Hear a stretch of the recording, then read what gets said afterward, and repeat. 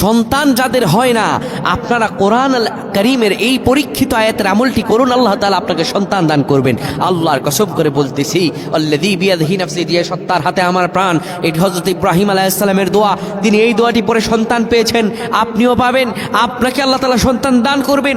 যত বিপদে আপনি থাকেন না কেন, যত সমস্যা আপনার থাকুক না কেন, যদি নিয়ত সহি থাকে আর আমলটা আপনারা সহিভাবে করতে পারেন, আল্লাহ আপনাকে সন্তান দান করবেনই। এই পথ থেকে আপনাকে কেউ সরাতে পারবে না। প্রিয় ভাইরা আমার, আমরা অনেকে হতাশ হয়ে যাই।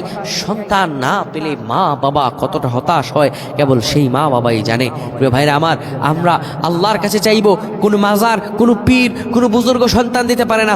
সন্তান দিতে পারেন তিনি আমার আল্লাহ, যিনি ওই আল্লাহ কোরআন আল কারীম আমাদেরকে জানিয়েছেন। আল্লাহ কোরআন আল কারীমকে বলেছেন শিফাউল লিন্নাস, এই কোরআন হলো মানুষের জন্য শিফা। আপনি যতই বিপদে পড়ে যান না কেন, আপনার সন্তান যদি না হয়, আপনি আমলটা করবেন, আমার আল্লাহ সন্তান দান করে দিবেন। একটু কষ্ট করা লাগবে। আমরা সকালেই আপনি বসে যাবেন, ফজর নামাজের পরে সুন্দর করে আপনি বসে যাবেন সালাতুদ দুহা, অর্থাৎ যেটাকে আপনার ইশরাক বলা হয়, ওই ইশরাক নামাজের জন্য অপেক্ষা করবেন। ইশরাক নামাজ আপনারা যখন সূর্য ওঠার 30 থেকে 40 মিনিট পরে পড়বেন। ইশরাক নামাজ 2 রাকাত পড়ার পরে কিবলামুখী হয়ে বসবেন।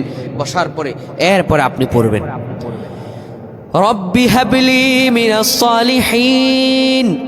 99 বার পড়বেন ইব্রাহিম আলাইহিস সালামের দোয়া, রব্বি হাবলি মিনাস সালিহিন, রব্বি হাবলি মিনাস সালিহিন। 99 বার পড়ার পরে এরপরে আপনি 999 বার পড়বেন আস্তাগফিরুল্লাহ, আস্তাগফিরুল্লাহ, আস্তাগফিরুল্লাহ। এরপরে একবার পড়বেন আস্তাগফিরুল্লাহাল্লাযী লা ইলাহা ইল্লা হুয়াল হাইয়ুল কাইয়্যুম ওয়া আতুবু ইলাইহি। আল্লাহ রাব্বুল আলামিন আপনাকে অবশ্যই সন্তান দান করবেন। আল্লাহুম্মা আমিন।